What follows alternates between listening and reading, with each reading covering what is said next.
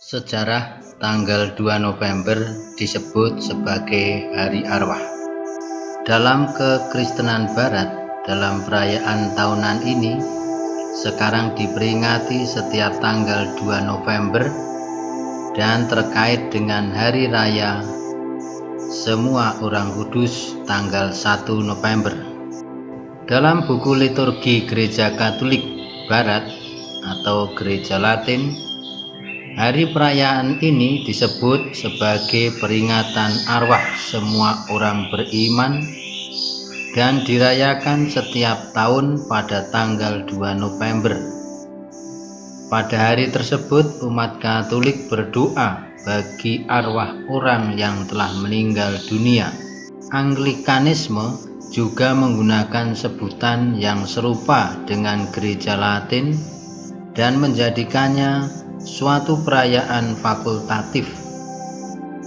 Kalangan Anglikan memandang perayaan ini sebagai perpanjangan hari raya Semua Orang Kudus dan berfungsi untuk mengenang mereka yang telah meninggal dunia. Dalam Gereja Ortodoks Timur dan Gereja Katolik Timur Ritus Bizantium, peringatan ini dirayakan beberapa kali sepanjang tahun dan tidak ada hubungannya dengan bulan November. Keyakinan dan praktek sehubungan dengan hari arwah ini bervariasi di antara berbagai denominasi dan gereja Kristen, Ortodoks Timur dan Katolik Bizantium. Di kalangan Ortodoks Timur dan Katolik Timur Ritus Bizantium terdapat beberapa hari arwah sepanjang tahun.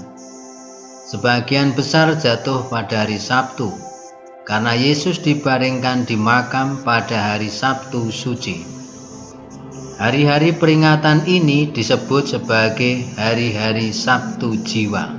Sehari setelah hari perayaan Orang Kudus disebut sebagai hari arwah, yaitu hari yang ditetapkan untuk mengenang dan mempersembahkan doa-doa atas nama semua orang beriman yang telah wafat. Mengingat makna antara keduanya demikian dekat, maka tak mengherankan bahwa gereja merayakannya secara berurutan. Setelah kita merayakan hari para orang kudus, kita mendoakan para saudara-saudari kita yang telah mendahului kita dengan harapan agar mereka pun dapat bergabung dengan para orang kudus di surga. Umat Kristiani telah berdoa bagi para saudara-saudari mereka yang telah wafat sejak masa awal agama Kristen. Liturgi-liturgi awal dan teks tulisan di katakombe membuktikan adanya doa-doa bagi mereka yang telah meninggal dunia. Meskipun ajaran detail dan teologi yang menjelaskan praktek ini baru dikeluarkan di kemudian oleh gereja di abad berikutnya. Mendoakan jiwa orang-orang yang sudah meninggal telah tercatat dalam 2 Makabe bab 12 ayat 41 sampai 42. Di dalam kitab Perjanjian Baru tercatat bahwa Santo Paulus berdoa bagi kawannya Onesiforus. 2 Timotius bab 1 ayat 18 yang telah meninggal dunia. Para bapa gereja yaitu Tertulian dan Santo Siprian juga mengajarkan praktek mendoakan jiwa-jiwa orang yang sudah meninggal.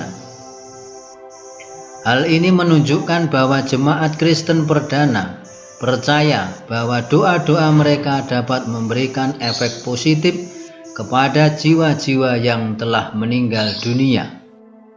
Yesus mengajarkan secara tidak langsung bahwa ada dosa-dosa yang dapat diampuni setelah kehidupan di dunia ini. Matius bab 12 ayat 32. Dan ini mengisyaratkan adanya tempat atau keadaan yang bukan surga. Karena di surga tidak ada dosa dan bukan pula neraka. Karena di neraka sudah tidak ada lagi pengampunan dosa. Rasul Paulus mengatakan bahwa kita diselamatkan, tetapi seolah melalui api. 1 Korintus bab 3 ayat 15. Para bapak gereja termasuk Santo Agustinus merumuskannya dalam ajaran akan adanya pemurnian jiwa setelah kematian. Pada perayaan Hari Arwah menjadi peringatan universal di bawah pengaruh rahib Odilo dari Cluny tahun 998. Ketika ia menetapkan perayaan tahunan di rumah-rumah Ordo Benediktin pada tanggal 2 November yang kemudian menyebar ke kalangan biara Kartusian. Sekarang Gereja Katolik merayakannya pada tanggal 2 November seperti juga Gereja Anglikan dan sebagian Gereja Lutheran. Dari keterangan di atas tidak disebutkan mengapa dipilih bulan November dan bukan bulan-bulan yang lain.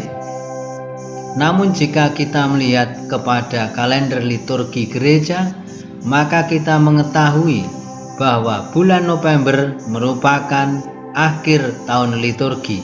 Sebelum gereja memasuki tahun liturgi yang baru pada masa Advent sebelum merayakan Natal. Maka sebelum mempersiapkan kedatangan Kristus, kita diajak untuk merenungkan terlebih dahulu akan kehidupan sementara di dunia, tentang akhir hidup kita kelak. Pada akhirnya kita dapat bergabung dalam bilangan para kudus di surga. Kita juga diajak untuk merenungkan makna kematian dengan mendoakan para saudara-saudari kita yang telah mendahului kita. Pada bulan November, bacaan-bacaan misa kudus adalah tentang akhir dunia, yaitu untuk mengingatkan kita tentang akhir hidup kita yang harus kita persiapkan dalam persekutuan dengan Kristus. Dengan merenungkan akhir hidup kita di dunia, kita akan lebih dapat lagi menghargai misteri inkarnasi Allah pada hari Natal yang memungkinkan kita untuk dapat bergabung dalam bilangan para kudusnya dalam kehidupan kekal di surga.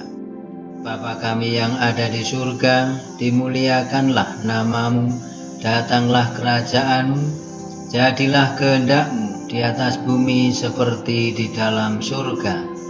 Berilah kami rezeki pada hari ini, dan ampunilah kesalahan kami, seperti kami pun mengampuni yang bersalah kepada kami.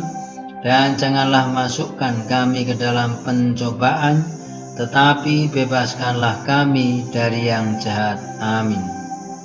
Dalam nama Bapa dan Putera dan Roh Kudus.